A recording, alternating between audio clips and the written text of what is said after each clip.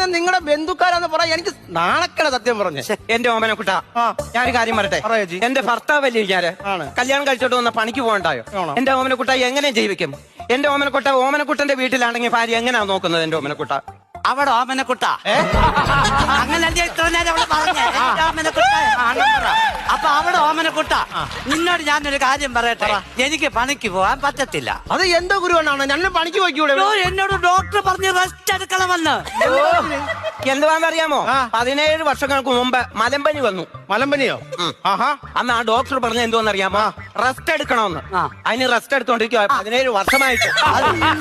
ഇത് വേറെ ഏതെങ്കിലും ഡോക്ടറെ പോയി കണ്ടിട്ട് ഇറങ്ങി പണിക്ക് പോകാൻ നോക്കണ്ട. എടാ ഈ ഡോക്ടർ പറയണ്ടേ? അത് ഞാൻ റെസ്റ്റ് എടുക്കണ്ട മതിയെന്ന് പറയണ്ടേ? അതെന്തോന്ന് ചോദിക്കട്ടെ, ആ ഡോക്ടർ ഇല്ലയോ എന്റെ ഓമനക്കുട്ട മരിച്ചുപോയി. അതെന്റെ കുഴപ്പമാണോ? വേറെ ഡോക്ടറും പോയി കാണ്. അതെനിക്ക് വിശ്വാസം പോരാ. വ്യാജ ഡോക്ടർ ഉള്ള കാലവാ.